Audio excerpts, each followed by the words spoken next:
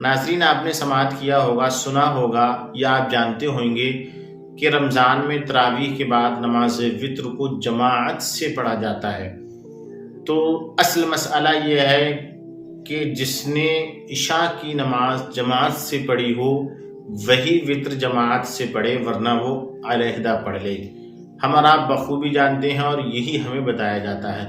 تو یہ جو حکم ہے وہ ایک استحبابی حکم ہے، یعنی کہ مستحب یہ ہے کہ جس نے عشاء کی نماز جماعت سے ادا کی ہے وہی وتر جماعت سے ادا کرے۔ یہ حکم استحبابی ہے، ورنہ علماء کرام کا فتویٰ یہ ہے کہ اگر کوئی شخص جس نے عشاء کی نماز جماعت سے ادا نہیں کی ہے اور وہ جماعت کے علاوہ میں اپنے فرض ادا کر لے، نماز تراویح پڑھ لے، تو وہ بھی وتر کو جماعت کے ساتھ ادا کر سکتا ہے۔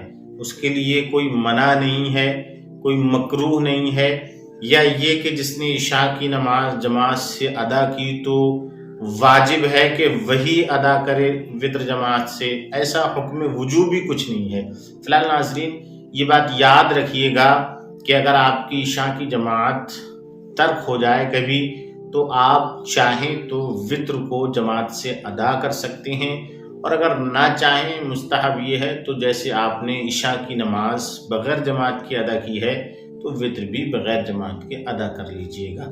ایک ضروری مسئلہ تھا، ایک ضروری بات تھی۔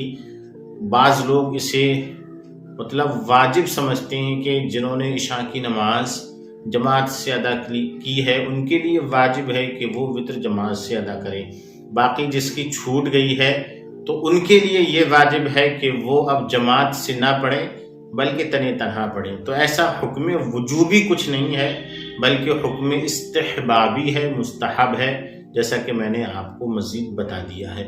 تو ان باتوں کو اپنے ذہن و فکر میں رکھیے گا۔